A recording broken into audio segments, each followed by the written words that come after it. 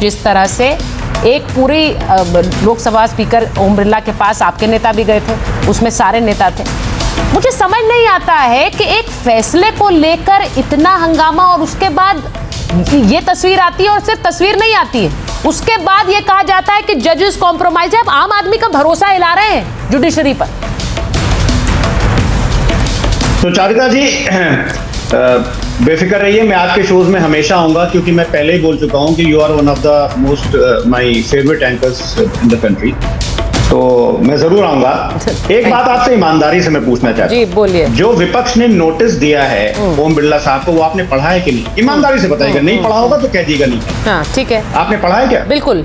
अब आप ये बोलेंगे नहीं मैं अब मैं आप जानती हूँ आप बोलने के हवाले हैं, लेकिन आप बोलिए पहले, क्योंकि देखिए आप लोगों ने एक पूरा फेर बना रखा है। पहले ये बोलिए, उसके बाद बोलेंगे कि अब आप उस पूरे सिर्फ एक जज पर नहीं, उनके पूरे आरोपों पर बोलेंगे। बोलिए फराज जी, मैं जान रही हूँ आप क्या बोलने वाले हैं। देखिए उस नोटिस में जो लिखा हुआ है, अब आप सुनिए। मुझे पता, सुचारिता जी, बोलिए। The letter accused Justice Swaminathan of showing undue favoritism to M. Sidicharan Ranganathan, senior advocate. Yes. और उसके बाद में इनके ऊपर जो, अब क्योंकि अंग्रेजी में काफी बड़ा सा है, मुझे पता है आप वो सारे आरोप गिनाएंगे जो उन पर लगाए। मैंने आपसे पहले ही कहा आप यही करेंगे कि ये इम्पार्शियल है। उसमें दीप के ऊपर कहीं भी कुछ नहीं लिखा है। हाँ। मैंने 4 बार पढ़ा है ये। फराज साहब, मुझे ऐसा कैसा पता था कि आप उनके आरोप गिनाने वाले हैं आपके बोलने से पहले? इसीलिए क्योंकि आप सीधे ये नहीं कह सकते कि इन्होंने दीप जलाने की इजाजत दी, इसलिए हम महाभियोग ला रहे हैं उनके खिलाफ। सच्चाई दिल पर हाथ रखकर बोलिए ना, किस लिए लाए? आपने मुझे 30 सेकंड। नहीं आप बोलिए, ज्यादा दिए, बोलिए। मैं जो हूँ, मेरी पार्टी और मैं भी जो हूँ, बाय नेचर हम सेक्युलर हैं। हम गीता भी पढ़ते हैं, रामचरितमानस भी पढ़ते हैं और कुरान भी रखा हुआ है। मैं नहीं जा रहा था इन शोज में और थोड़ा सा अवॉइड कर रहा था, लेकिन मैंने सोचा, थोड़ी रिसर्च की, हमने कहा नहीं जाना चाहिए, क्योंकि कुछ चीजों को भारतीय जनता पार्टी को एक्सपोज भी करना चाहिए। तो पहले तो मैंने आपको ये बता दिया कि जो नोटिस दिया गया है वो महाभियोग का, वो दीप के फैसले के अगेंस्ट नहीं, उनके कंडक्ट के अगेंस्ट में दिया गया है, पहली बात। दूसरी बात, अब जब कोई भी जज, सुचारिता जी, अगर वो कहे कि मैंने अपने दोस्त को बरी करवा दिया एक एक्सीडेंट के केस में, तब तो फिर फैसले को तो आप स्वीकार करेंगे, लेकिन क्या वो जस्टिस होगा?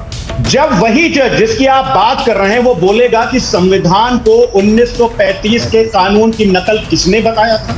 आरएसएस के एक कार्यक्रम में इन्हीं जज साहब ने कहा था कि भारतीय संविधान 1935 के गवर्नमेंट ऑफ इंडिया एक्ट की नकल है और मौलिक नहीं है। इस पर जो पूर्व जस्टिस थे, जस्टिस के चंद्रू, उन्होंने आरोप भी लगाया था कि संविधान की शपथ का इन जज साहब ने उल्लंघन किया। 2022 के लावण्य सुसाइड केस में जस्टिस स्वामीनाथन, इन्हीं जज ने माना था कि जो छात्रा थी उस पर धर्म परिवर्तन का दबाव था और केस को सीबीआई ने दिया। चलिए, उसके बाद में फराज जी, मैंने आपकी बात मान ली। क्या कहा? नहीं फराज साहब, अगर मैं आपकी बात मान लूं, नहीं मैं तो आपके समर्थन में बोल रही हूं। मैंने आपकी बात मान ली। अगर आपकी बात मानूं और इनके ऊपर बहुत से आरोप हैं, इसलिए इनके ऊपर महाभियोग की बात लाई गई, तो ये कहना कि देश के 25% जज तो बीजेपी के साथ हैं, उन्हीं की बात रखते हैं, तो इन सबके खिलाफ महाभियोग लाओ। आप जो डिफेंस कर रहे हैं ना तैयार, वो तो किशोर जी ने बता तो दिया, करना पड़ेगा। हाँ, क्या बोला? देखिए अंसारी साहब क्या बोल रहे हैं? मैं कह रहा हूं किशोर जी ने बता तो दिया। किशोर जी ने जो बता दिया वो तो हम सब ने सुन लिया सर, बहुत सी बातें बोल ली उन्होंने। लेकिन प्रेम जी, हाँ मैं एक बार प्रेम जी वो कह रहे हैं, एक सेकंड, मेरे पास समय बहुत कम है। प्रेम जी, ये जो इन्होंने डिफेंस दिया है, ये आपके गले उतर रहा है? जी। एक जज पर बोल रहे हैं आप, क्यों ऐसे आरोप लगा रहे हैं? देखिए, मैं मेरे गले उतार भी